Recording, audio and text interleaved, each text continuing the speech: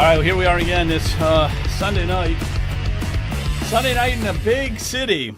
Actually, it's Sunday night in the big basement. Okay, how is everybody? Brian is here. He's not AWOL. He is here, right, Brian? Maybe he is AWOL. We'll have to check on that. How you doing, Jonathan? We could hear him moments ago. Maybe he's could... checking some wires because Brian's camera apparently is not working. Brian is here.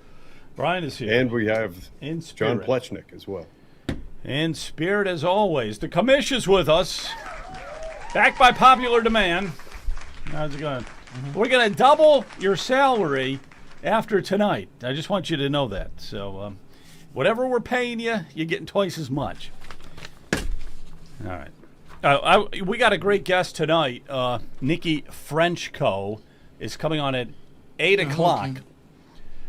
Yeah, just recall in. At least you can do Brian, I can hear. I can see you. You Brian, just walked we can by. See you. I just saw you. Get in Brian, that chair. back. What are you doing? Brian, sit in that chair. Sit in the chair. You think this is like what? What do you think we're dealing with here? This is not novice Brian. radio. This is not novice podcasting. This is top-notch stuff. Ah! Let me see what you look like. There you are. There he is. Hey, Brian. Shades. Hey, hi there, everyone. Boy, it was a technical. I don't know what happened. All of a sudden, all of a sudden you disappeared, now but you're I'm back. That's all that matters. Okay, we got your back. I'm not sure. Maybe I should just go with audio. Yeah, we might get George Satari in here tonight also, just with audio. So I think so. Thanks to Kent, our great supporter. Thank you, Kent, for helping. You guys were out at Vivek's house, and we're going to talk about that. Because that's on the thumbnail, and I want to hear what happened there. You and Plechnik went out to Vivek Ramaswamy's pad, and you hung out there for a while. Leonard was with us, and also two fine young ladies. That was Sarah Wolf and Sue Mazzarini. They were very helpful, and Joe Gurgley was there also. I've heard Joe Gurgley's name so many times, but I don't think I've ever met the guy. But that's okay. Yeah. There's a lot of people I haven't met. He's a fine young man. But I have heard his name mentioned a lot. I'm going to get to some news stories here, and then I want to hear about your story with Vivek and everything else that's going on there. But let's talk about this Iran controversy here for a minute and get some of you guys' take here. The United States, in coordination with Israel, launched a major military operation against Iran yesterday, and it was dubbed Operation Epic Fury. Iran officials described the strike as open declaration of war against all Muslims. Okay, now that to me doesn't scare me. I guess it's supposed to, right? Iran says, yeah, started a war with all the Muslims. I don't think we did, and that's just a lot of useless rhetoric. All right, here's something else with the leadership. Kamali's compound. So the Ayatollah, Khomeini. The Ayatollah Khomeini, his compound was destroyed. I think they shot 30 missiles at it. So it had he had no chance of surviving. However, this is interesting. 48 other high-ranking leaders, the next 48 highest-ranking leaders have all been killed. So you think that there might be a regime change coming on the horizon there, I would think. Joe, not to interrupt, but that's Khomeini, not Khomeini. Khomeini is the one that was in power when they took over the embassy. That was Khomeini. And when he died, they dropped his casket, and his body was rolling all around the street of Tehran. And this is Khomeini. That was K-H-O. This is K-H-A. Khomeini. This is another schmuck. And, yeah. So. Oh, okay. I thought the guy looked pretty young to be the Ayatollah Khomeini that I kept thinking it said. But it looks like it's spelled the same. But it's a different schmuck. But he was in control of Iran, correct? That's correct. And he's dead now. No, yeah, he's dead too. And the old one, like I said, he died, and under Muslim tradition, you have to bury the person the next day. So they were carrying his casket in the street, above everybody's shoulder, and people were pawing at it, and they knocked the coffin over, and the coffin hit the ground, broke open, and there was Khomeini rolling around the streets of Tehran. Couldn't have happened to a nicer schmuck. Wow. But he had a really that is hilarious. That's a Kodak moment right there. Yeah, so the casket, what you're saying, and I'm going to take you, because you have the insider information and everything. All right, so they dropped the casket. I was there. You were there, okay. Right. So you have insider information like we wouldn't believe. His body hit the ground and just started rolling. No, the casket busted open, and he just fell out, and he was rolling around the street. He's rolling around the street. Wow. But he had a really big smile on his face in anticipation of the 72 virgins he thought he was going to get. So. Yeah, he's burning in hell right now is where he's at. 72 virgins. Give me a break. All exactly. Right. Well, anyhow, the U.S., here's what we did. We used B-2 bombers, Tomahawk missiles, one-way drones. These are new arsenal we have. Precision-guided munitions. And they said that Iranian responses were ineffective. And there was minimal damage done to any targeted U.S. allies. But there is just no competition when it comes to military, especially against the Arabs. I mean, these guys... Well, they live in a desert. They're not going to have much of a military. Yeah, I wouldn't think. Yeah, but they're so I wonder backward. what North they're Korea's so backward. I wonder what North Korea is saying. I wonder if he's taking note of the actions of Donald Trump. Well, Trump gave them 6 ultimatums. There were 6 bullet points that Trump gave them. He said to the Khomeini, he said, if you don't want to be rolling around on the ground like your predecessor, you better do all 6 of these. And there was like, you're getting rid of all enriched uranium immediately, and you're shutting down every factory immediately. And they said, go jump in Lake Erie or wherever. We're going to go jump in the Pacific Ocean. We are not going to abide by any of those. And he said that like yesterday. He had to have said it yesterday because he's dead now. So it doesn't take long. Trump is a man of his word. So in Iran here, Fordow, am I saying that correct? You guys seem to know more than me. Fordow, so they had underground enrichment facility right there. And that has been described by U.S. as completely decimated. It's gone. However, there is one side note to this. Iran's 40 or more kilograms of 60% enriched uranium still exists. And 60% enriched uranium is powerful. I mean, I think you could do atomic bombs with that. The higher the enrichment, the worse the bomb. So you got to get up to like 90% to get to the nuclear level, or 99%, somewhere around that. So they have a bunch of atomic bombs they could still probably tie into if they wanted to. And it was reported that the program is not obliterated as claimed, but they could rebuild in a few years. This is another reason that we cannot allow the Democrats to ever take control. We allow that. All they need is a few more years, Iran, and they're going to have nuclear weapons. And we know that would happen under the Democrats. Absolutely happen. Don't know if anybody has a thought on that. I have some thoughts. My thought on Joe. I just have a question.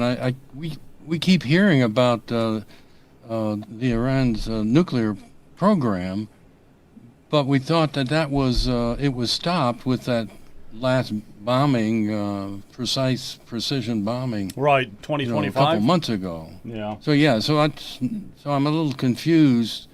So that maybe that wasn't then as complete as we were told then. Apparently not. Hey, put that back up, Kent. I want to remind everybody, if you want to chat, we really appreciate it. Tone Hunter, we appreciate it. Keep up the good work, guys. Thank you. We appreciate it. Really do appreciate you saying it. All right. Yeah, the 2025 bombings apparently were not as effective as we thought. So, and we don't know how effective these bombings are too. They hit the targets. They knock. You got to have a regime change, right? The top 49 guys are all gone. Yeah, but the regime change has got to come internally. It can't be United States saying, well, here are your new leaders. It's got to be the people of Iran, in my opinion, anyway. Yep. All right, Commish, what do you think? If the top 49 guys all bit the dust, sounds like there's got to be a regime change. Well, there's obviously a regime change de facto just by virtue of taking out the supreme leader and his cabinet.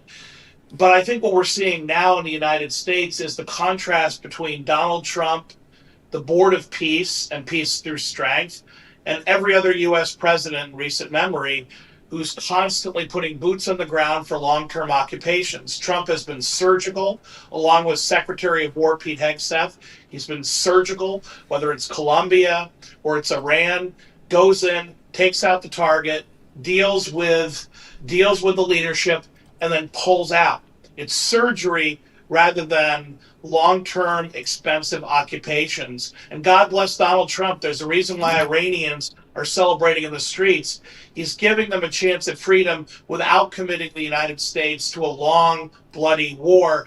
That's strength through peace. Yeah, thank God for that. Thank God for that. And not another long, bloody war. And you don't need to. With all the military might that we have. All right, there was a shooting here that took place this morning. We'll just talk about this for a minute, and then we're going to get onto some of the local stuff. But mass shooting this morning outside of Buford's Backyard Beer Garden, a popular bar and nightclub located on West 6th Street in downtown Austin, Texas. The incident unfolded just before 2 a.m., and it's by the University of Texas campus. So you got the younger actually people right there. Ties in nicely with what I was going to. One thing I want to point out. So there are, piggybacking on that, there are at least two, a reported possible third, have died in that attack, and there are up to 14 who were wounded. But one thing I want to point out in the context of the strikes against Iran, I want to make people in our audience aware of something called the Clarion Project. That is a website, Clarion with a C, Clarion Project. I've gotten to know the owners and some of the people that founded that organization a long time ago. And going back to, I want to say around 2016, 2017, at least 10 years ago, they were tracking some terrorist cells within the United States that were training for terror attacks inside U.S. soil. That has gotten monumentally worse inside the U.S. over the Biden years with the open borders. We have around 20 million who have flooded into the country, many of them unvetted.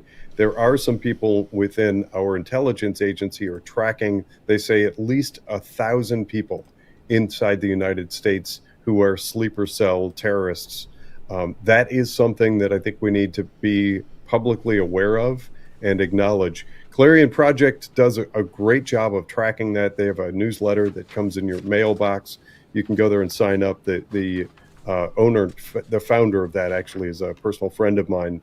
They work nationally. They could very well be the largest private intelligence agency in the world, maybe next to John Birch Society.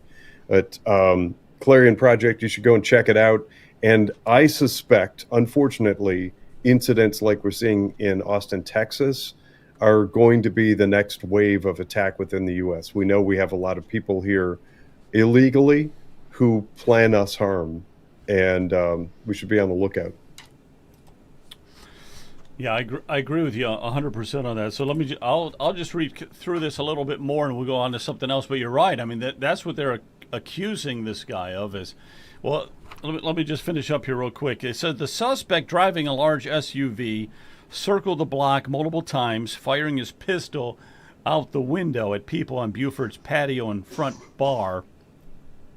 He then exited the vehicle, and he continued on foot armed with an assault rifle, shooting at passerbyers as he walked on 6th Street. Officers arrived quickly and they killed him at the scene. Now, this guy is being identified as 53-year-old Nadja Diajni, or something like that. Now, he's a U.S. citizen originally from Senegal. Has anybody heard of the country Senegal? I have. You have? Yes, Yeah. of course. Yeah. And Well, he where was is he was wearing a shirt that said property of either property of Muhammad or property of Islam. I forget which. So his shirt property of was clear property of indication. Allah. Property of Allah. Property of Allah. Okay, so that's what it was. Property of Allah.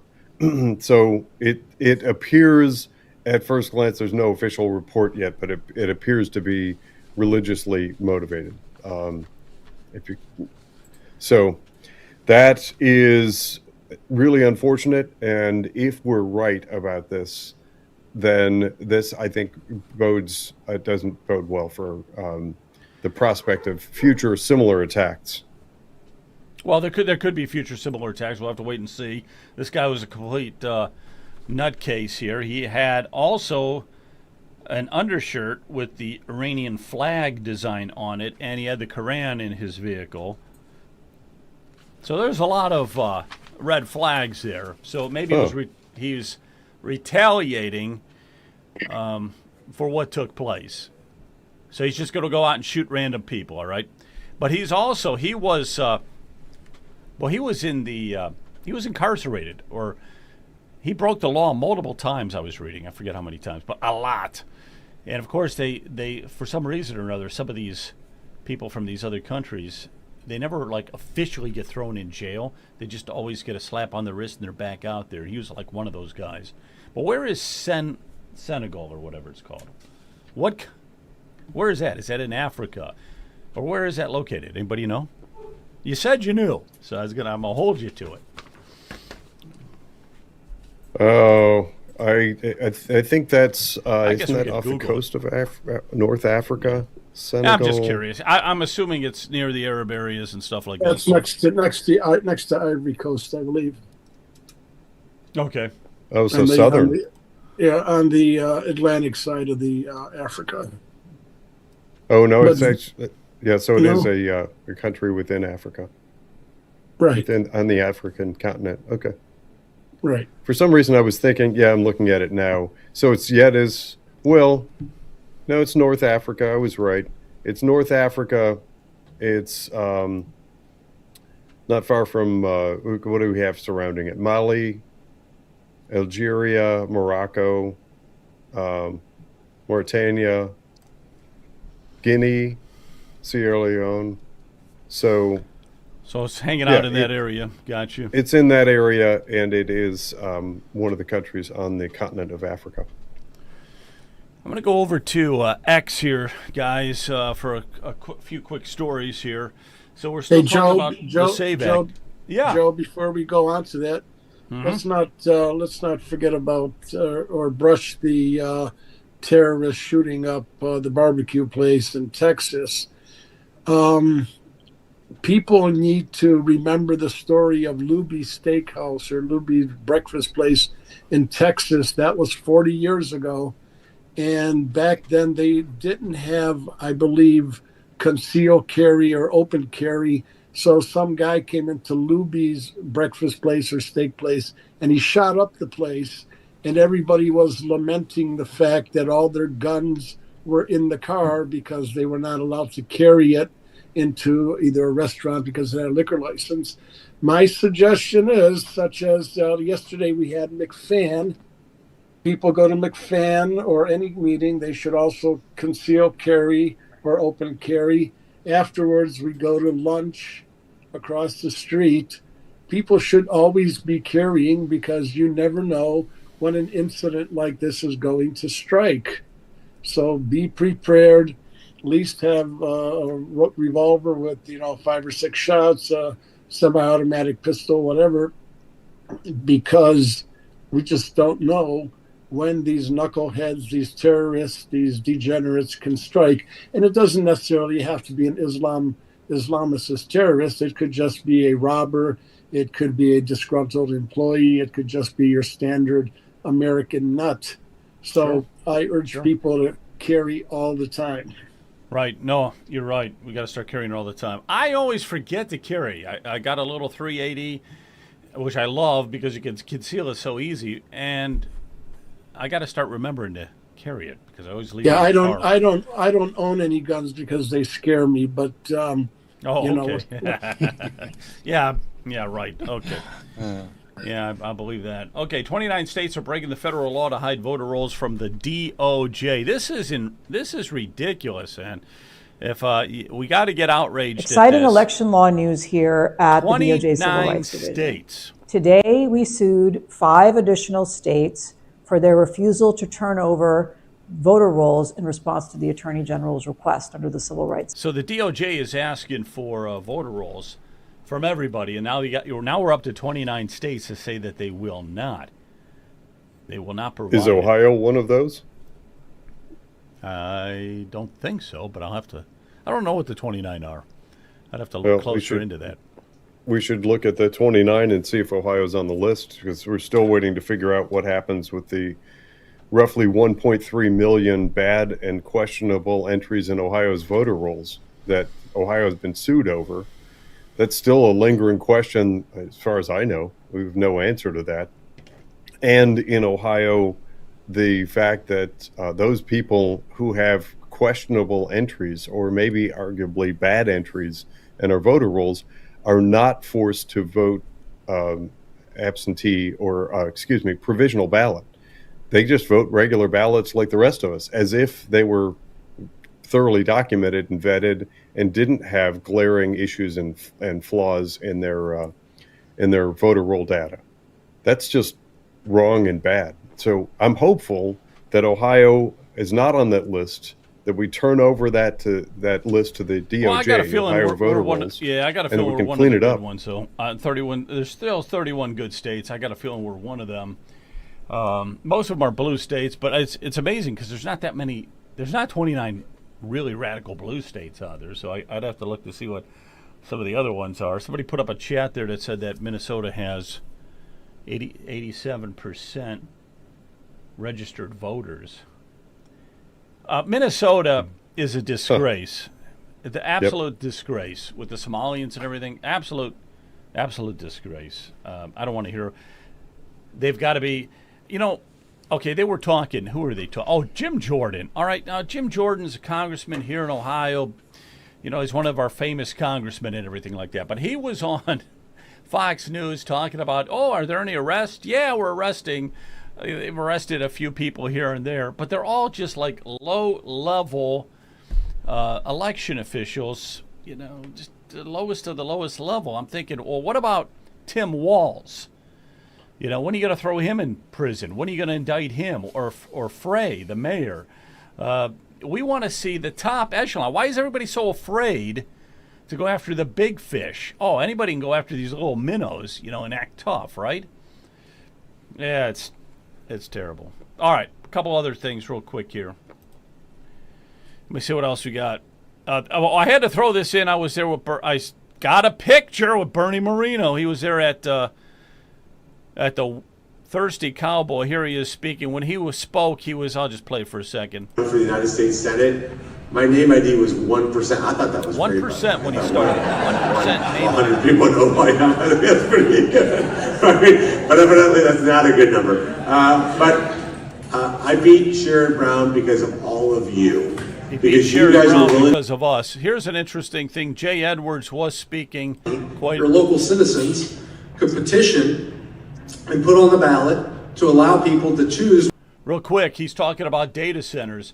And I bet you nobody here knew this, but in order to petition whether or not you wanted a data center, it would take 15% of the gubernatorial voting number. Okay, so you would take whatever in your county had for the last governor's race, 15% of that is how many signatures you would have to get to petition to get rid of the data centers. They just, in the bill, that last budget bill, they upped it to 40%.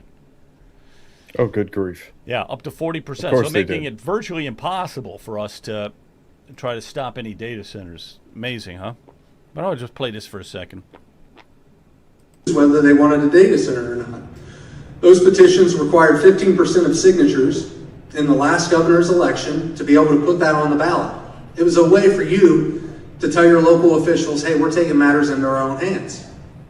In the last budget, you probably didn't even know this, they raised that number from 15% to almost 40%. There you go. Taking those rights. 40%. And here's something else you guys might like. Brian, you might like this. About abolishing property taxes. He wants to right do now. It isn't $24 billion we have to make up. Number one, there's cuts that could be made that we're spending billions of dollars on right now. If we had somebody with the guts and gumption to go after some of this fraud that's taking place in Springfield and in Medina and really all over, or not Medina, but Springfield and in South Columbus or all over the state, who knows how much money we could save where maybe we can come up with that $24 billion. Or maybe we can come up with $10 billion of the $24 billion. But no one is willing to take those things on. No one talks about it. Those problems hit the news and they're popular for the day, and then they go away and they quit talking about it. That's not me. That's not where I come from. The best way to lower property taxes is for the state to fully fund their schools. And let's face it, the schools need to take a little bit of a haircut. There's no reason. Thank you very much. Sales tax would it isn't $24 billion. 17, 18, 19%.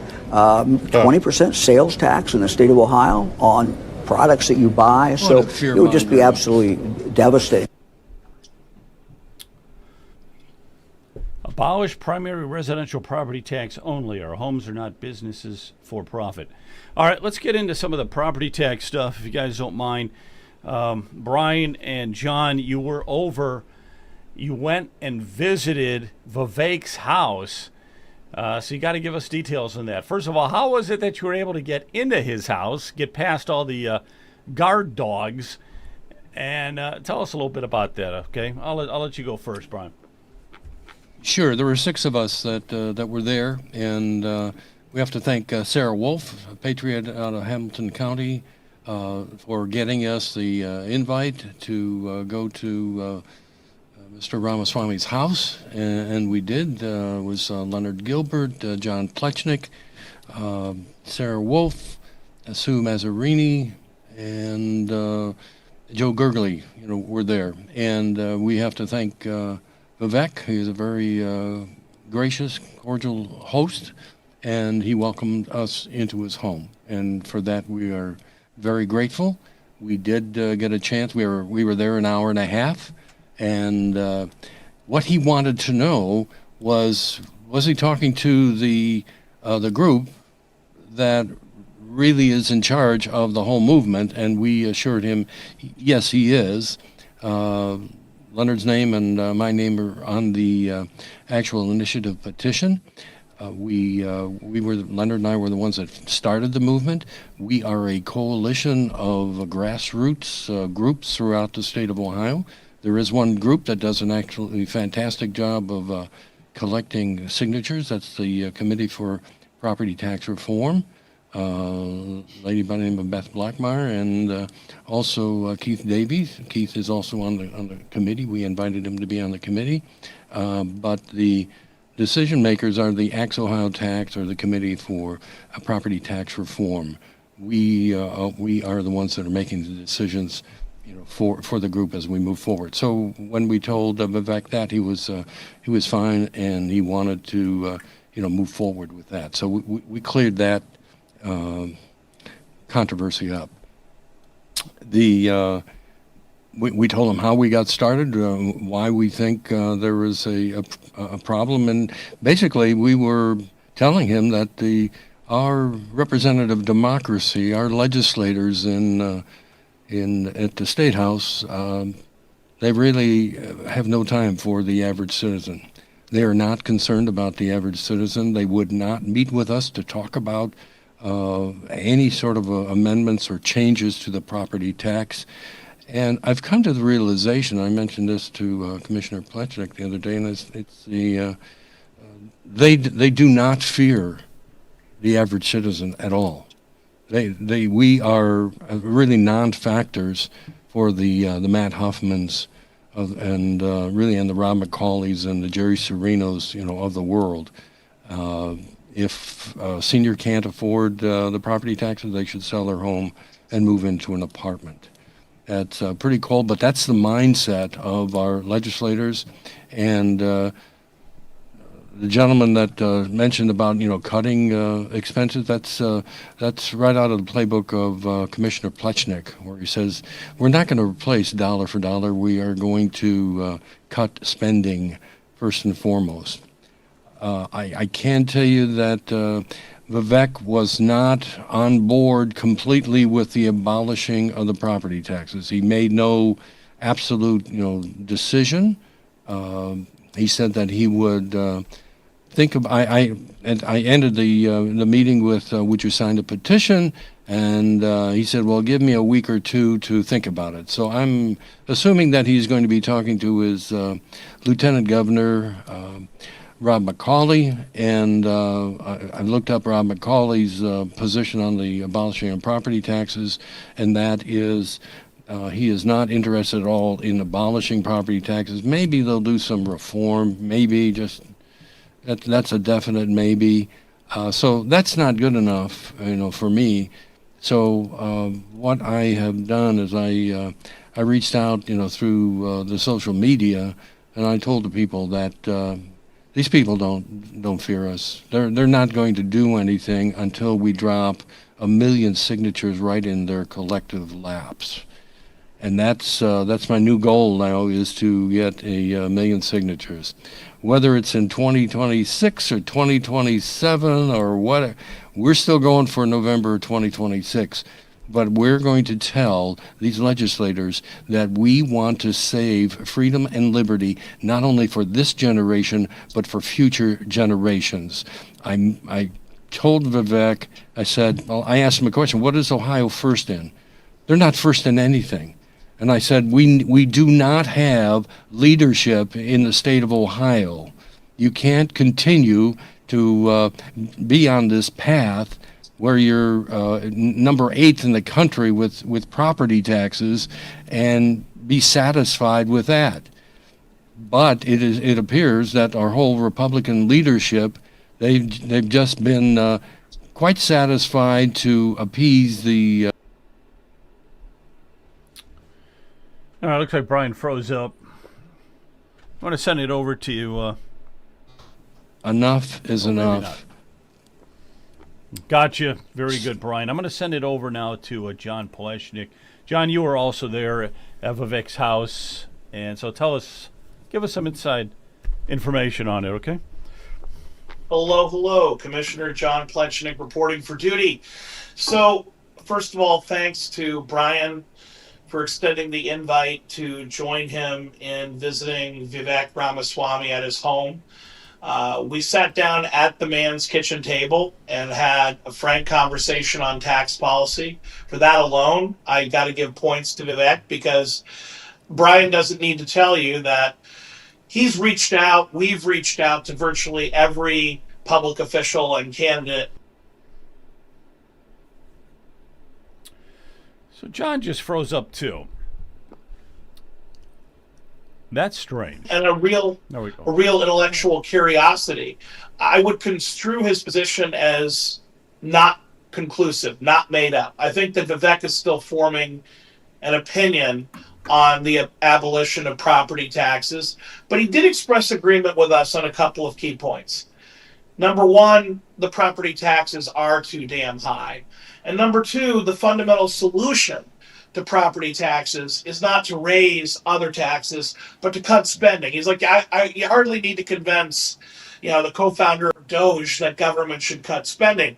So I think we have a lot of common ground with Vivek, even though he did not express his agreement with abolition. He also didn't disagree, and ended the meeting by saying that he wanted to get together in another month or two to continue the conversation. So I give a lot of respect to a man who doesn't need our help to get elected, to take the time to sit down, have a conversation at his kitchen table about why we feel the abolition of property taxes, cutting spending in Ohio, are such important issues for future generations.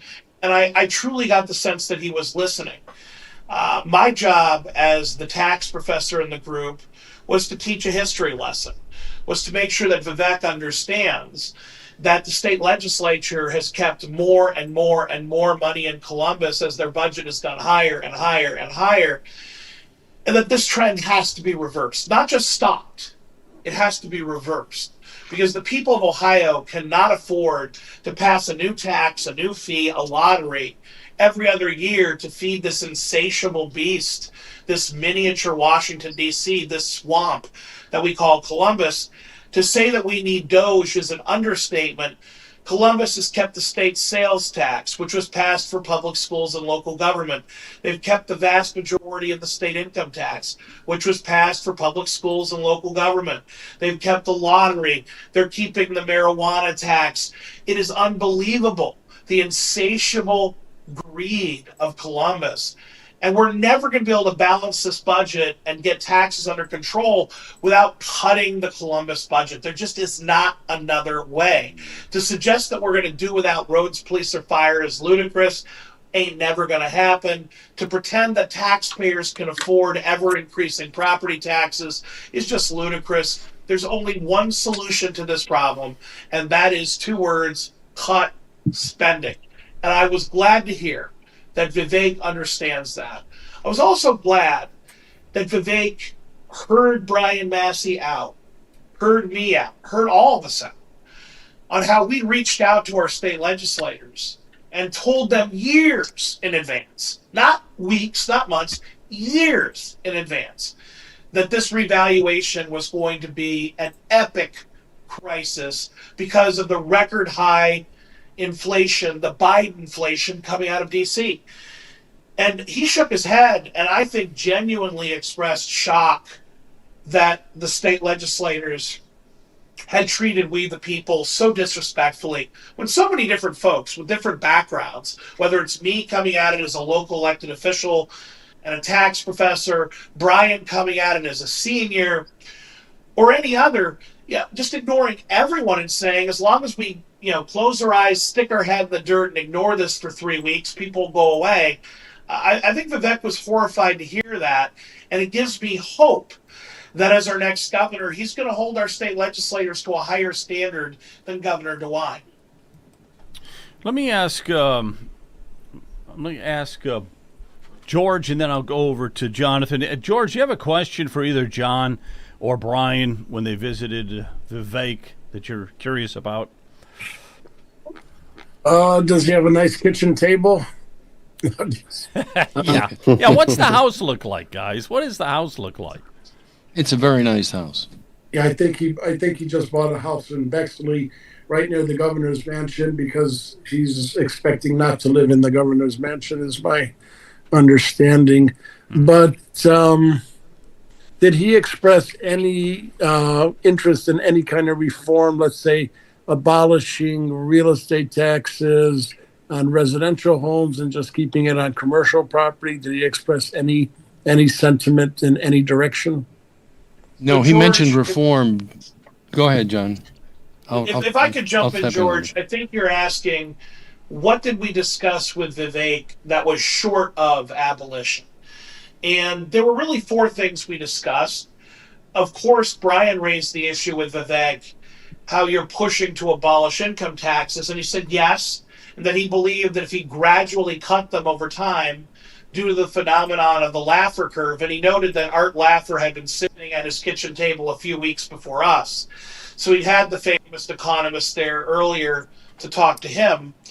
He believed that if he cut the income tax gradually, those cuts would eventually bring in more economic activity and pay for itself. To which I said, Vivek, exactly. If we put $20 billion back in the economy by abolishing the property taxes, that'll do the same thing you're talking about times 2. We'll have more income tax. We'll have more sales tax. We'll have more investment and positive net immigration of workers and businesses into Ohio. So I agreed with him, but emphasized that cutting the property tax was going to have more bang for the buck than the income tax, at least from the perspective of your friendly neighborhood tax professor. in terms of the property tax specifically, we discussed 3 reforms that were short of abolition. Brian himself raised Lake County Auditor Chris Galloway's proposal, which others have made, but I think it's been closest in its association with Auditor Galloway, of taking all of the school taxes out of property taxes and instead having the state pay for them through other means, which would accord to about a 60 to 70% property tax cut. So short of abolition, taking school taxes off the bill. And Vivek listened to that, I think basically expressed that's almost as heavy a lift as abolishing property taxes, but he appreciated that sentiment. So we didn't get a lot of feedback there. We also talked to Vivek about how the movement started, and Brian mentioned that his initial slogan was SOS, Save Our Seniors. And very much independently of each other, Brian went to state reps and senators, and I published an op-ed in the Columbus Dispatch, over which I followed up with state reps and senators about a proposal for 100% exemption for seniors from property taxes, which has since been costed out as about a $3 billion annual expense if we were to exempt seniors, those 65 and over, out of property tax. And Vivek admitted that less than 3% of the budget, it was peanuts. He's like, that is very doable.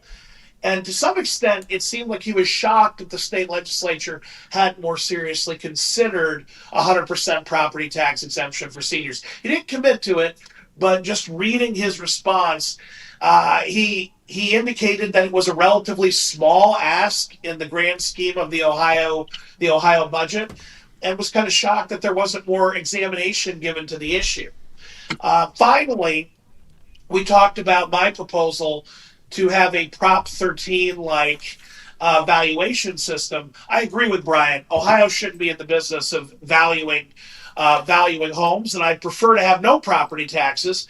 But it's insane that we have staffs of, hundreds of people across Ohio. We're spending millions upon millions of dollars across the 88 counties to revalue your home every 3 years. If all we did was say property tax value equals sales price like California, that would not only prevent any inflationary increases, but a hard ceiling, sales price is property tax value, period, freeze it there. It would also allow us to fire all these government bureaucrats that create nothing, do nothing, but raise our taxes by revaluing our homes. It's an absolutely useless skill, adds no value. And it would not only cut taxes, it would actually cut spending at the same time, in part paying for itself. So we talked about abolishing the income tax, Vivek's proposal. We talked about 100% property tax exemption for seniors. We talked about taking school taxes out of property taxes. And we talked about having Proposition 13-like legislation in Ohio. And my takeaway was that Vivek was listening carefully. His campaign manager was writing everything that was said down. And Vivek would occasionally say, "Did you get that? Did you get that?" So I got the sense that we were sincerely being listened to. And I think that Vivek is still forming his policy, his personal idea of property taxes, which is why I think we have an opportunity as a movement to continue that conversation. All right, hang on a second here. This very, very good, and I'm going to give Brian a chance here to talk in just a second. Very good, John. Thank you very much. Now, I happen to be driving. This is right along the same lines here. And all right, we got to take a look at this. I was driving along to show you a massive property tax increase, and this is in Brunswick. And this video really doesn't do justice, but I'm going to show you. Now, you can begin to see the school there behind us. All right? I don't know, I can't make it any bigger, but you can begin to see it back there. And it is a monstrosity. You can see all of it there. It is just so huge, guys. It boggles my imagination. Here's more of it. I'm cruising like 40 miles an hour here. All right, and then you can see way in the back, building upon building upon building. So this is a monster. That's for Joe. That's for the dwindling government school enrollment. Don't you know? This is a monster for the poor people. Well, they will be poor now in Brunswick, Ohio. Jonathan, do you have a question for either of those two? Or let's tell you what, direct it to Brian. Well, I've got some comments here that I'm ahead. going to interject, and these are timely and these relate to the subject at hand. There's a great article out from City Journal that relates to a survey that was done. There was a recent report surveyed 23,000 parents across 50 states about education, among other questions. They were asked to estimate how much money is spent per student in their state on education. Of the New York respondents, 40% said that they weren't sure, and 29% believed that the amount was less than $5,000. This is brainwashing at play. So when we're looking at property taxes in Ohio, which are typically around 60% of your property taxes go toward your local school district, it's important to know that most people have no clue. Now, let's pause my comments that I've been making about Lake County and Lake County's more than $505 million that they spent recently on school districts in Lake County, and let's skim on over to Montgomery County, Ohio. In Montgomery County, Ohio, I did the same thing and looked up the same numbers. They on their most recent combined budget for the county school districts, that's all districts within the county, they spent $1.276 billion. $1.2 billion. And what are they getting in return? One school district reports spending $38,419 per student. Another is $42,814 per student per year. Now, what are they getting in return? For anybody who's curious about the educational output and academic proficiency that might result from all the billions of dollars that Ohio is pumping into education, of the school districts in Montgomery County, one is reporting a 17.6% proficiency, another is 18.9% proficiency, and a third is 19.4% proficiency. There's our money. So you're talking about how could we possibly come up with $20 million, 20% reduction in our expenses as a state. I think all you need to do is look at our failed education system, stop building those monstrosities that Joe is pointing out, and we're there. Yeah, I mean, heck, you could just go back to the pre-COVID Ohio budget of around $67 billion, and that represents $30 billion less or more than $30 billion than the current budget.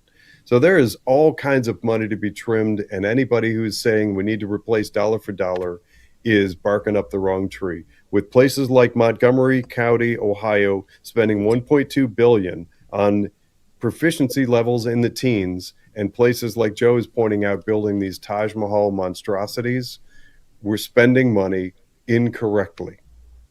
No, absolutely. All right, so what's your thoughts again, Brian?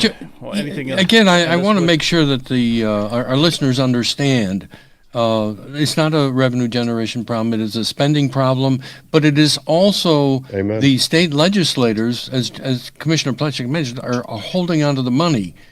They are starving the local communities by not increasing the local government fund distribution, the revenue distribution that they're taking in. Kasich in 2011, cut it in half. So anytime there's an increase in the revenue, the overall revenue taken in by the state, they are not sharing that with the local communities.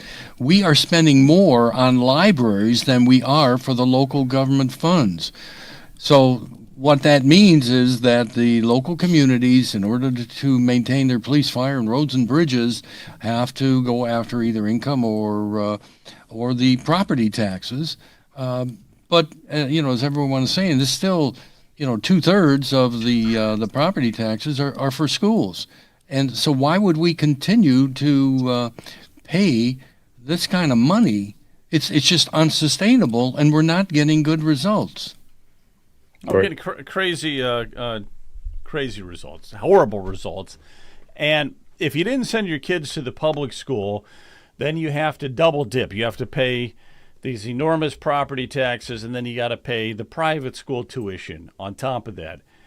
And then you're paying it forever. That's another gripe I have. You're paying it forever. And the third gripe I have is I was listening to some of that meeting that you guys went to in Lake County there, and it was I was going to upload some video, but it was pretty dry, especially the first guy. He was an auditor. I believe he was an auditor. And that was Chuck Walder. He's talking about the 20 mil floor, and then he's talking about how you calculate property taxes, and then all the other variances within it. And it's like, shut the heck up already, smack you around a few times. The bottom line is it's too expensive, and we got to do something about it. I don't want to hear about how you go about calculating it. I couldn't care less. It needs to be simplified so that everybody can understand it. Privatize the schools. I agree with that. And I would say privatize the libraries too. When I'm looking at some of these libraries, they're Taj Mahals, and unfortunately, libraries are going to be not quite as important as they used to be. And I keep asking, well, why am I paying for a library if I don't use it? Or is that the warmth of collectivism I should be embracing? Yeah, I don't visit libraries. No human can calculate property taxes in Ohio. That is absolutely true. The only way I figured it out is I ask AI, and I can see the computer starting to, the smoke coming out of the computer. It's the smoke coming out of the computer, right? Yeah. Yeah, AI is like, don't ask me that again, please. Anything but that. It's so ridiculous, okay? It's so ridiculous. And the system, as I was, somebody emailed me, and they were very upset, and they wanted to know if we get rid of the property taxes, what the heck are we going to do? And I gave them my spiel. But here's my spiel in a nutshell. The schools 100% have to be funded by the state of Ohio, 100%. And no property taxes on your primary residence, okay? And then all the other property taxes collected could pay for your fire, your police, and whatever else, your libraries, or you just doge everything, or you privatize it. I really don't care. But you're doging it and you're getting rid of a lot of it. Now that's, I think, makes a lot of sense. If the legislators don't put something like that forward, then we're just going to nuke the system. And somebody was asking if you got enough signatures for November, but it was short of 1 million. Are you going to put it on in November or wait? That's a great question. It really is, because one thing I've learned about watching Trump operate is leverage. Very, very important. I would say that our goal is 15%, which is about 620,000. If we're fortunate enough to get to the 620, we would probably submit that whole thing. But what the politicians are saying, well, Brian, if you stop it as of January 1st, 2027, how are we going to operate? So again, we're not anarchists. We're not trying to destroy the state of Ohio, but we are trying to save freedom and liberty for our people. And the legislators could have avoided all of this if they would have listened to us to save our seniors. But now that's no longer on the table. So we're going to have to just eliminate it all, and they're going to have to figure it out, and they're going to have to cut the spending and use the money that they're giving to special interests and give it back to the local governments as they should. Okay, coming up here real quick, and let me just do a promo here because we've got Nikki Frenchco on deck. I don't see her in the Zoom room yet, but I know she's on deck. But I want to give Kent a second to talk about Ohio political news, if you would, Kent. Yep. Thanks, Joe. Just wanted to let everybody know we have a nice audience tonight in all the different platforms. We appreciate everybody popping on. Also, make sure to go to our website, Ohio Political News. You can go and get some merchandise. You can also go up to the support us and click on that to support us. I've been noticing we're getting some nice donations there. We had a nice donation last week. In the morning, Joe does pop on doing the morning updates throughout as he can, and we had a nice anonymous donation. We really appreciate that. If you can support us in any way, it does cost money to do this. Everybody that is, especially if you're in Facebook, you can click down in the comments. There's a star icon, and you can send us stars. You can also go over to Rumble, and you can do a Rumble rant on the $. You can do a gift, and you can also join us in the locals, where we will be starting to do some premium content, but it's only $5 a month. It's almost a coffee a month. If you can support us, we really appreciate that. If you want to send more, that's great, but it's just a coffee a month. It's not much more than that. So please do that. If you can, we appreciate that. Also, I know Brian and Joe are going to be live streaming. If you know of any events or anything that's going on in your area that we can maybe get to, please let us know in Facebook or on the email with Joe at ohiopoliticalnews.com. Send it and let us know, because we want to get out there. We want to be kind of the right side broadcasting for Ohio. So we have the technology to do it. And if you want to grow with us, we are growing. It's looking at the numbers, and X has been popping, Rumble, Facebook, all of them are popping, YouTube. If you want to grow with us, be a sponsor on the podcast. We will be doing more morning shows. I know Joe's doing as much as he can, but the more we can do, and I always forget to mention, we do have a 24/7 feed. So if you've missed this podcast, you can go on to our website. We're on Rumble and watch the 24/7 feed. So you can do that too. So please support us any way you can. Thanks. All right. Thanks a lot. Thank you, Kent. Okay. I just wanted to say, if you get one of these mugs here, the coffee tastes better with one of those mugs. So, Joe. All right, go ahead. Go ahead. I've got to run, but there's one last comment that I want to share before I do. We've heard time and time again from Governor DeWine and the state legislators that it's irresponsible, it's dangerous to support the abolition of property taxes without a plan for paying for it. But I've always said we've been asking the wrong question, and I really want to double down on that.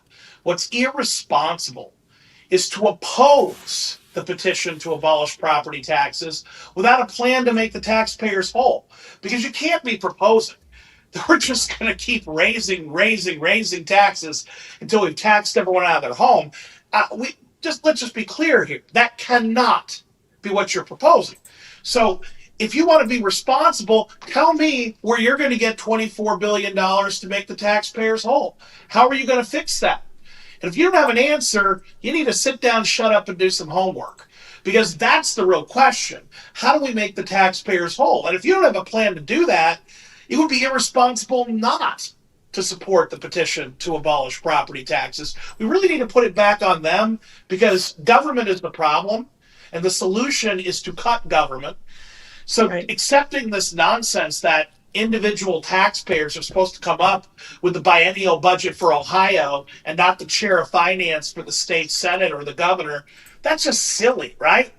What's irresponsible is that our state reps, our state senators, and our governor have largely opposed the petition to abolish property taxes without a plan to make the taxpayers whole. What's your plan? And if you don't have one, you're dangerous, and we need you gone. Yeah, they don't have a plan. I do want to say one thing. I got this off my phone here, and we'll get with Nikki Frenchco here in a second. But this is from State Representative Mark Heiner. And he says that I have introduced a resolution that would abolish property taxes on owner-occupied homes. So he has introduced a resolution along the same means as Florida. And he's in District 98. Now, whether it goes anywhere or not is another story, but I guarantee you, if Brian and others and John and others hadn't been pushing this whole thing to abolish property taxes, they wouldn't be thinking about anything. It's only because we're talking about nuking the system that they're finally saying, hey, what if this actually happens? Maybe we should try working with these guys. Maybe we should come up with something. Yeah, one last thing, Joe, if I could, on Vivek. He said that they did some polling, and they said that if it was on the ballot and it was do you abolish or not to abolish, 65% of the people would vote to abolish. He did say, however, if the fearmongers can continue to say that if you abolish property taxes, you're going to lose all your services, schools and police and fire, roads and bridges, we'll go back to dirt roads and that sort of thing. If that is believed by the people, then of course it will not pass, which is basically what happened, I believe it was in North Dakota, where they did get it on the ballot and people voted against it because the fearmongers like our inept Governor DeWine keeps pushing it. Then you've got the Rob McCaulays and the Matt Huffmans and Jerry Serino, all the socialists in the state. They'll start their fear mongering, and they'll scare the people that everything is going to go by the wayside. Yeah, one last thought here, George. You're still out there, right? Now, yeah, that's been a concern for you also, right? About the backlash that would be coming, right? Right. Well, in my book, it's a two-step process. It's getting it on the ballot, and then, as Ludwig von Mises, an economics said in his book, then came the reaction. Right. It's a two-step process. They're going to drop $200 to $300 million, and the example I use is during World War II, Hitler had everything humming, the vehicles, the planes, the ammunition, the soldiers, the food. They kicked butt going out to the Russian front. They beat the Poles. They beat the Belarusians. They beat the Ukrainians. They got to the gates of Moscow. Winter set in. They had no food, no ammunition, no blankets, no gas, no trucks. They froze to death. The Russians knew how to fight in that environment. So that's my bad example. We're going to have the same thing. This is a two-step process. The conservatives generally either don't have money or don't like to contribute money, and they're going to, my guess is the establishment, the deep state, the swamp, the teachers unions, all the other unions will come up with $200 to $300 million, and they'll have a campaign that will make all of us look like amateurs, number one, and the most evil people in the whole world. It's the children, and no snow plowing, and the roads are going to crumble, blah, blah, blah. So I'm just saying it's a two-step process. Maybe we should wait till November of 2027 and also concurrently start raising money. Yeah, I could, and that is a debate for another time. But we gotta go where the French go. The French go. The French go with French Co. How are you tonight? I'm good. Thank you so much for having me. And I am very happy that we have this effort to axe the tax. It's been long overdue, and the state government has had decades to address the school funding issue. It's a tactic. They just kick the can down the road, and they do nothing to right-size government. And I agree with Commissioner Plechnik.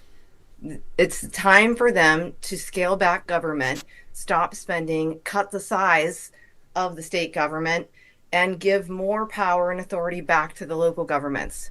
The Yeah, townships are suffering, and so are the counties. So the other thing too that we're not considering, George, I don't think you're considering this, is the effect that we are having on other states. There are a lot of states that are following Ohio and are interested, and they're starting to get the courage to go to their legislature now and say, we want to abolish the property taxes. So I think we just got to wait and see where it goes. And the longer we get the word out, remember, it's all about voting. And if we can, we'll just see what happens. But I'm all for, I see nothing but good things happening so far with it. So, Nikki, you're going to be out there in Dave Joyce territory, huh? How does that make you feel? District 14, you're going to try to unseat him. Yes, it's overdue. One of the things I've heard when I've been out there, well, first let's start with he supports maintaining the property taxes. I'm the candidate who believes it's criminal to tax someone on their property year after year after year. So I got you. So you're all 100% with it. All right, I want to talk. There's two things I want to talk to you about: your candidacy, and then. But first, I want to talk about some of this stuff that was going on when you were in the county commissioner. Okay, because it's interesting. I think it's fun. It's good for a podcast. But you were embroiled in some real controversy. And so let me play this. This is I got this off the news, not off Epic Times, but I just grabbed this right off the news. This was probably, 2 years ago, maybe. Let me see. I think that the public should be outraged over this. Commissioner Nikki Frenchco accused of being disrupted and arrested during a public meeting. Commissioner Nikki Frenchco facing a misdemeanor, disturbing a lawful meeting charge. Yeah, you really look like you're disturbing everything there. That was the first thing that came to my mind. I'm going to apologize to the sheriff. Fine, if you don't, we're going to move on. All stemming from what happened during the commissioner's public meeting Thursday morning. We're not going to deal with this. You're being very disruptive. You're disrupting the... Stand up. Frenchco was escorted out of the room and taken to the jail in handcuffs. It's unfortunate. It's embarrassing for our board. And you also got to let us know who this guy is who keeps saying that it was embarrassing and everything like that, okay? Embarrassing for the county. The arrest came while Frenchco was responding to a letter written by Trumbull County Sheriff Paul Monroe, read by the clerk during the meeting. In the letter, Monroe asked Frenchco for a public apology in response to an email she read in a meeting last month. That email, sent to Frenchco from a former inmate's mother, claimed the inmate was denied requested medical treatment at the jail. Monroe says the accusation was false since the inmate never requested medical attention. In an interview as she was released from jail, Frenchco says her arrest was politically motivated. But because they were reading that letter today, asking for a public apology that I would not give, they came right for me, the deputies, for the sheriff, to whom I would not apologize, and they did what they did. It was purely political. All right, I got a couple things here.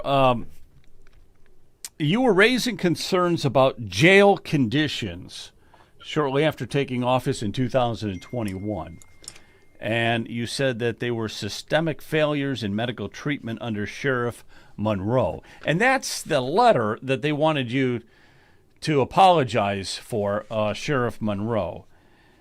And the mother of an inmate, Robert Parkhurst, alleging severe medical neglect. So you had criticisms, not only the way that Parkhurst was treated, right, but you also, there was a dozen lawsuits since 2000 that were filed against physician Dr. Philip Malvasi. Malvasi. Right. All right. And his staff. Now, I just want to read a few of these. And then I'm going to let you talk. I want to preface this for you. Oh, yeah, go ahead. I was the first Republican and the first woman elected in Trumbull County in over, I don't know, since the mid-'80s. I was the only Republican in the county as an elected official, and I was working with all Democrats, and they were doing things just plainly wrong. They were awarding no bid contracts. They had employees of the county who were actually submitting them on behalf of the vendor. These things were not appropriate. They were incorrect, and I was concerned because it was $500,000 every year, and there was no oversight to ensure that the services were being delivered, and the jail was being cited. So then it creates liability for the county because people were dying there, and it's just poor government management. No, I got you. So it sounds like you were somebody who was like stepping out and actually trying to, do something in county government. And I wish we still had the commish with us, because the commish had to bail on us. But that's you don't find that much in county government. It's all get along, go along, which sounds like your members who you said were all Democrats, right? Right. We're all going along, get along, and don't you dare, look into anything. But here's a couple of examples. Now, you were specifically doing the Parkhurst. So the mother of Robert Parkhurst said that there was alleged severe medical neglect on him. And I'm not sure he didn't die. Did he die? Or, he suffered lasting vision impairment. Okay, right? Yes, he had some severe problems, and they wouldn't take him and give him services, and I had a responsibility. I'd like to talk more about how I started there, to just kind of show how it escalated. Sure, go ahead. I know. Okay, so and by the way, I'm not here to. I'm on your side. Okay. But I thought that the whole story was very interesting in that you have to go against this big system. The only one. And you're the only one doing it. And you had the guts to do it. Right. Which is what I'm trying to get across here. Yeah. So I started, I worked very hard. I beat the Democrat Party chairman. A little bit about me. I have a master's degree in public administration. I've worked in consulting for communities, 9 different communities. I enjoy the nuts and bolts of efficient government administration. I'm a bit of a nerd when it comes to that. And so when I arrived, and the first thing I saw was that they had no proper procurement practices. The auditor would pick up the phone and call the commissioners. They were violating sunshine laws. And I just believe in doing everything transparently, efficiently. Is how I've been trained. So it upset the apple cart, and half of it was ineptitude on their part, and half of it was a bit of corruption. When you've been there so long that you just do what you want to do. Turn a blind eye to everything. Well, let me just give everybody a little more perspective on a few of these items here. So there was an Alfonso Askew in 2020.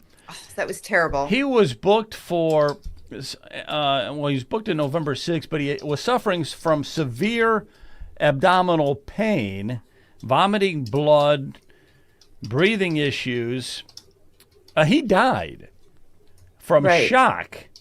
And a wrongful death lawsuit was filed. All these lawsuits were filed. Here's another one. In 2022, Mark Reese, he was arrested in December of 2021. He had some heart problems and diabetes.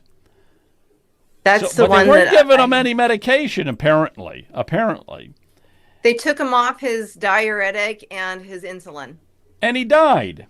Right. He died of a heart attack in prison. Another one, Kurt Platzer, was incarcerated for DUI. And he ended up dying from a blunt trauma, whatever the hell that is, I don't know.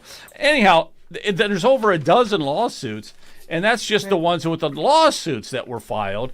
That's not including the other shenanigans maybe going on. Right. Okay, so go ahead with your story.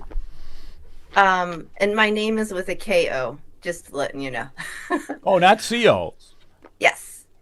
I am sorry, but That's I okay. will fix that right now. Thank you.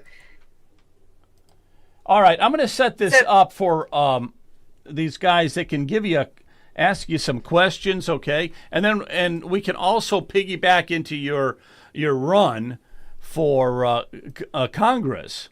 Yes, I'd like to let you know. So what I did was I brought it to the attention of the board. I brought it to because it's our responsibility. If we can't get the sheriff's department to do things correctly, we still, as the contracting authority, had to correct the process of bidding and have a little bit more oversight because it's a liability. They wanted a public apology. I wouldn't give a public apology. In fact, I doubled down on my original points, and they arrested me. It was a conspiracy. It was later dismissed because there was absolutely no evidence. That man that you were looking at was Mauro Cantalamessa. His brother's a law director in the city. It's a really entrenched community, and I fear nothing. So I'm the kind of person who, if I see something that needs corrected, it doesn't matter who it is. I view people as equal, and my voice is just as equal as someone else's. And that's the type of person I am, and I think that's the type of person that we need in Washington, D.C. also. Well, that's the kind of person we're hoping and praying that we find in Washington, D.C. I'm going to go around the horn here. Brian, you can ask her a question about that trial stuff or about her campaign, either one. I just first thank you so much, Nikki, for your involvement in local government. I did much the same thing here in Lake County, where I believe honesty, integrity, and transparency are keys to good governance. So kudos to you for stepping out. That takes a lot of bravery. Regarding Dave Joyce, I've never been a real Dave Joyce fan. What are some of the things that you would do differently than Dave Joyce? Well, one, let me start with the obvious one, because I was just endorsed by the Ohio Conservative PAC. I was prior military, the Army Reserves, and I'm also very pro-gun. One thing that he did do was he advanced the Safer Communities Act, which increased red flag laws, more gun control.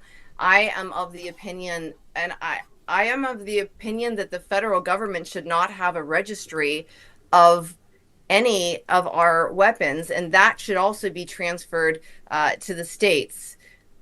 There's the reason for us to have our Second Amendment right is to protect against a tyrannical government. So it's unconstitutional, in my opinion and my understanding, for them to retain data as it relates to who has weapons.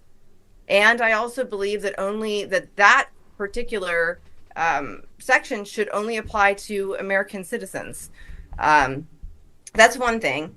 I'm also very pro medical freedom. I believe in extreme efficiency in government.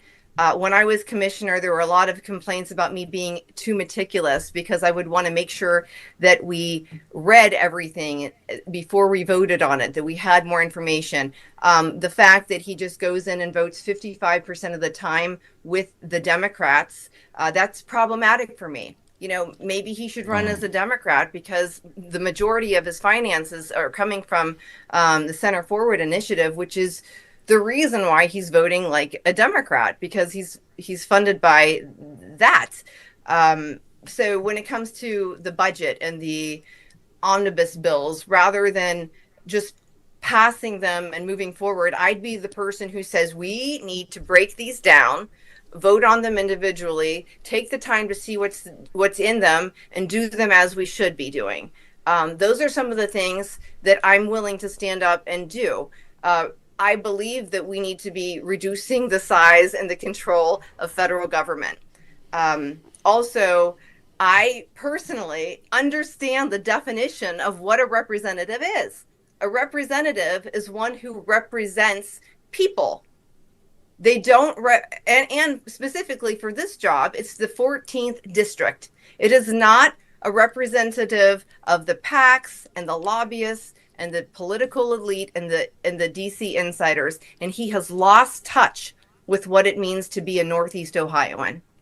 He doesn't understand our values anymore, and he's gone so far to the left that it's unrecognizable. And I feel for the people. I'm all over the district. I'm Ashtabula, Mahoning County, Lake County, and everywhere I go, they're thanking me for running, and they said, we feel forgotten. Gotcha. I'll move over. Thank you very much. How are you doing, Jonathan?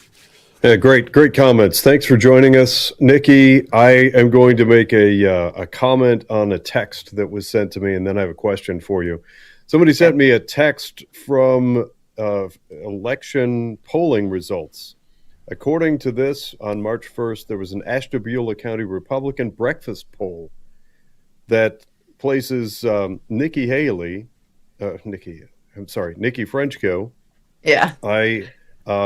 Slip of the tongue there. Nikki with Frenchco, a K, by the way. With a K. With a K. I do see it with a K here. This is positive. Nikki Frenchco, I can barely read it. It's a screen capture at 25%. Coming out of the gate against a standing incumbent like Dave Joyce, Nikki Frenchco hitting 25%, I think, is spectacular. Nikki, kudos to you for coming out of the gate. You're coming out swinging, and you're doing some pretty cool stuff just getting started on your campaign. That's the comment that I wanted to make. And Nikki, I have a question for you.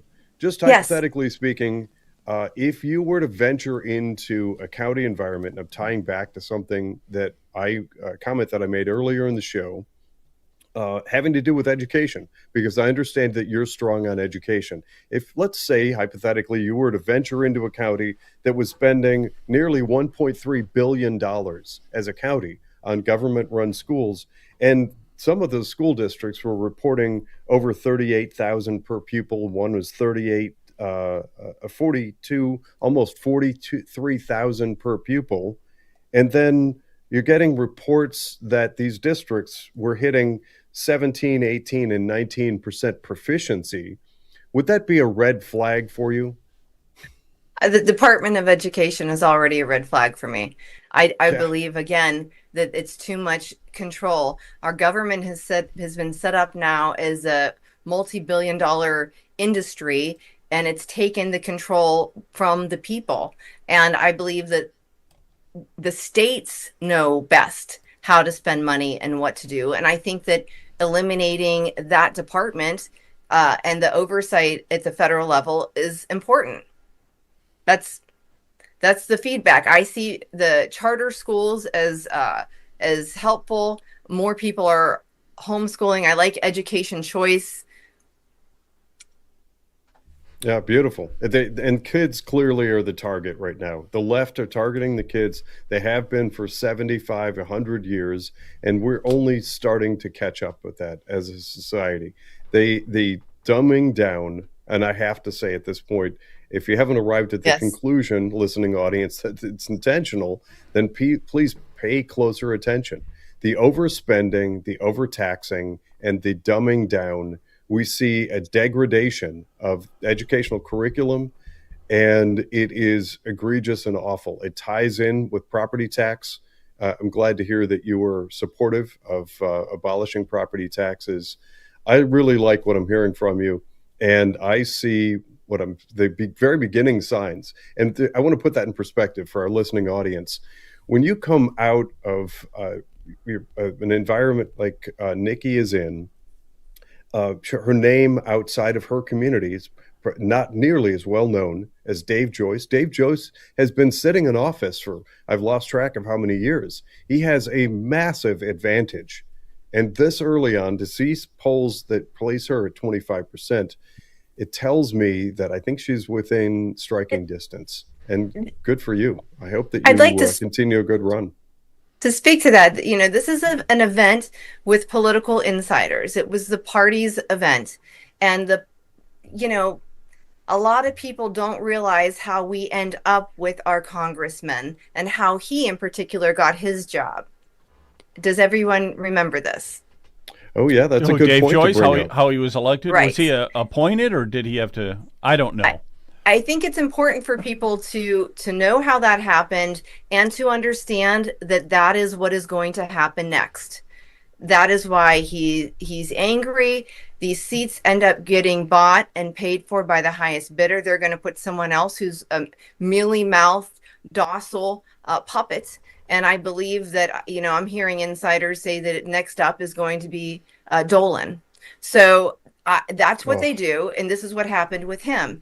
Steve LaTourette stepped down after the primary. And then the party bosses basically decide who's going to be next.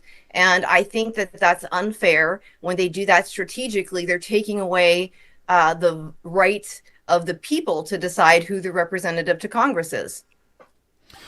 Nikki, somebody wanted to know a little bit about your military background. Do you want to just fill us in on that? And anything else? I really didn't do you a very good introduction. I apologize. So, well, anything you want to know about me? My background. I'm from Warren, Ohio. I've lived here my whole life. There were 7 years that I went back and forth between here and Lake County as well. I joined the Army Reserves. They had a delayed entry program, so I joined when I was a teenager. And my first drill was their first drill back. I joined a combat support hospital in North Canton, Ohio is where it was. They disbanded, and then I went over to another combat support hospital in Brooklyn, Ohio. And they disbanded.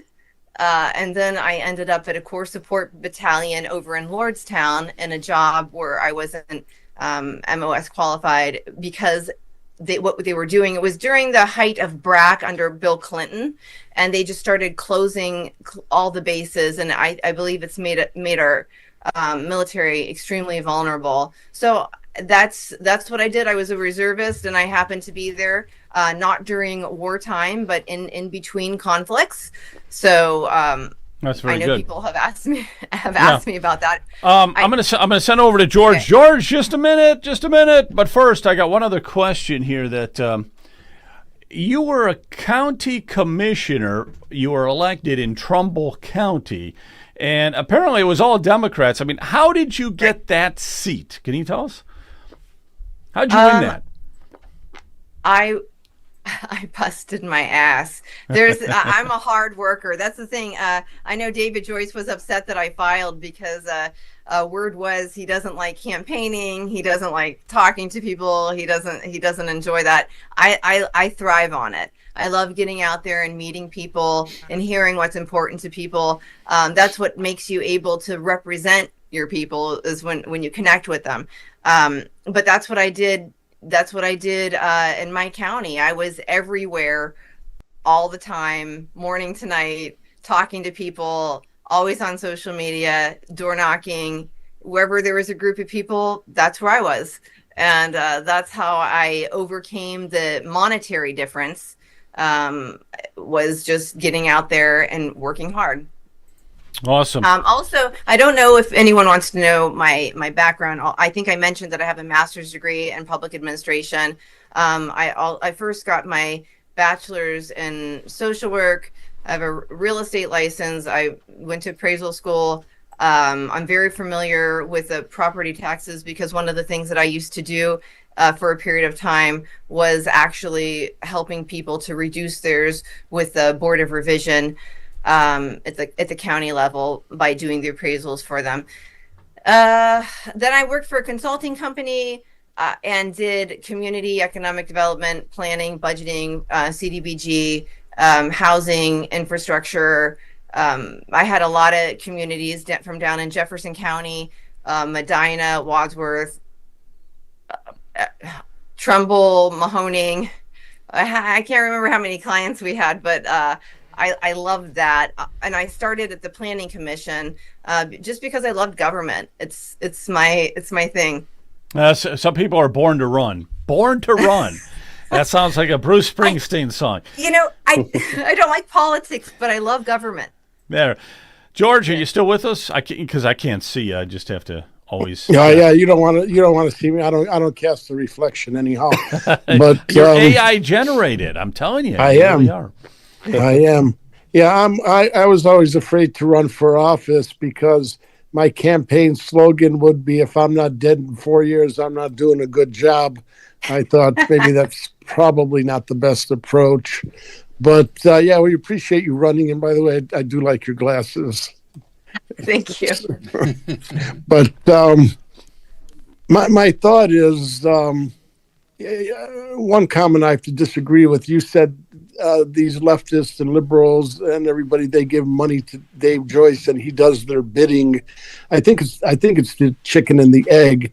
I think they give him the money because he does do their bidding and he is one of them. And he's not only a rhino, he's a leftist and a socialist and everything else. So that's where I would disagree. But and I think also you're too kind to the constituency. People are notoriously lazy. They play the name game. They don't look up, who's running and what they stand for. And, you mentioned Dolan might be running. People are, and a lot of times getting out the vote is so difficult with fellow conservatives, good Republicans, non-rhino Republicans that, our people should be ashamed of themselves. But having said all that, my question to you is, my big concern as a father and a grandfather is the approaching $40 trillion national debt. What do you see as some tactics to reduce that, let's say, over a 10-year period?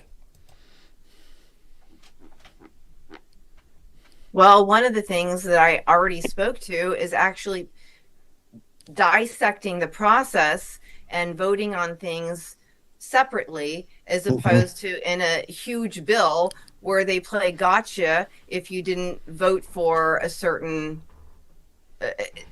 the omnibus bill. For example, there is an example given where the huge bill included pay raises for soldiers. And if you didn't vote for all of it, then you'd go back home to your district and people would say, so-and-so voted against the pay raises for soldiers. So we have to start with a process that's smaller, and it's going to cause the Congress and it's going to cause people to have to do more work. Unfortunately, people have gotten lazy and they want to rush things through. And I believe that just paring down that process is going to help, because you're going to actually get to see that. I don't think that they did enough with eliminating the size of the government, and we need to eliminate a lot of the regulatory agencies. For example, the Department of Education and the ATF. Those are two things that my gun-loving friends would like to see that go as well.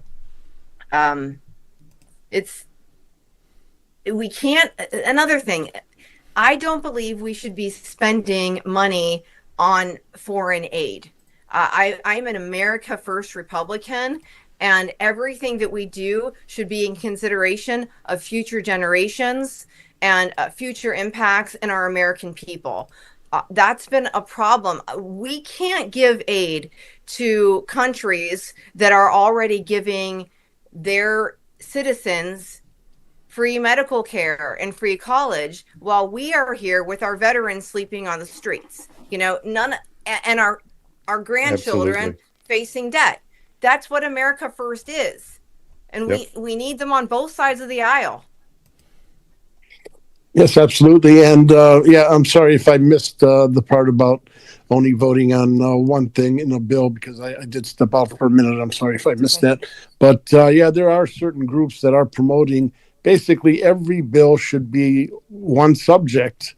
And the bills could be short and sweet. There'll be a lot of them, but they'll be, maybe 5-10 pages long, as opposed to, 3,000 pages long that nobody really reads. They get summaries from their aides or whatever. So that is a good step in the right direction.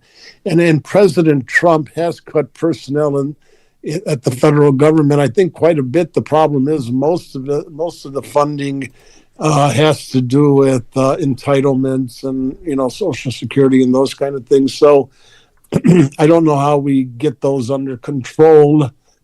But if we get more people working, bringing jobs back, I would imagine you are for the tariffs, I would imagine. Yes, and bringing the jobs back is what we need. If we make it uncomfortable for people, how many businesses have moved overseas? If we put the squeeze on them a little bit, and that's the goal, is for them to come back home and manufacture and produce things here. Right. Yeah, our Constitution isn't a national suicide pact. So, yeah, they need to get their asses back here, create jobs, and the more people work, the less benefits they get and the more taxes they pay. So it's sort of a double-edged sword. Right. Nikki, I've got your website here. So it's NikkiFrenchcoForCongress.com. So if anybody is wondering what your website is. Or Frenchco. You could just do Frenchco for Congress, and it comes up also. Okay. And obviously we need money. We need help and money. So if someone wants to host an event, or there's a get involved link, it says if you want to have me over, if you have you want to do a meet and greet at your house or somewhere, I'll show up and I'll get to know the constituents here, because that's important. That should pop up under get involved. If it doesn't, oh, there it is. Frenchco with a K. And then it Frenchco with a K. Yes. Gotcha. All right. Any last parting words for your constituents that you want to say? And are you aware of NOACA? Somebody wants to know. Are you aware of Deb wants to know. Are you aware of NOACA? Yes, and the token cities. Is that what she's talking about? Yeah, the 15-minute cities and all that stuff, I guess. Yeah. All right. So what is your parting pitch here tonight? And I want to thank you for coming on. We really appreciate it, and best of luck, because that earlier part about you running and getting arrested and everything, I wanted to show people that you're really a fighter. And I am. I fear absolutely nothing except for going to bed at night and thinking I did the wrong thing. Everything I do is based on a moral compass that's never going to be off kilter, especially in public service. It will be an absolute honor and a pleasure to work for the people of this district, and I already see myself there in the type of job I do. People want to be proud of their congressional representative. They want to know that they're fighting for us as hard as the Democrats are fighting against us, and not going over there and working with them, sneaking in under the radar, voting with them, and then leaving, like we've had for over a decade. I'd love for people to go on my WinRed, give me a follow, share my information, donate what you're able to chip in, and sign up to help. Yeah, because you're on a lot of platforms, so that's right. You don't have to just go to the website, right? Facebook is the biggest one for me. Okay. Facebook really. And it's is it just Nikki Frenchco, or what is it on Facebook?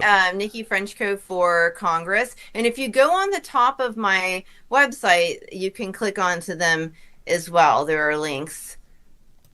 Oh yeah. Okay. So if I click on on the Facebook here, you'll see all the places I've been over the last. Nikki Frenchco for Congress. Very good. Well, keep getting out. Keep making it happen. That's great.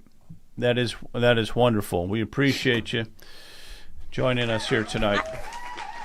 I'm thankful that you had me. I really enjoy conversations more than speeches, and talking with people instead of to people. Yes, I'm pro-life. I saw the question pop up. All right. Well, thanks everybody for tuning in. Thank you guys. Brian, thank you. Jonathan, thank you. George, thank you again. You guys, and Nikki, thank you. And you guys take care, and we're going to get out of here. I'll see you. Bye. Good night. Night all.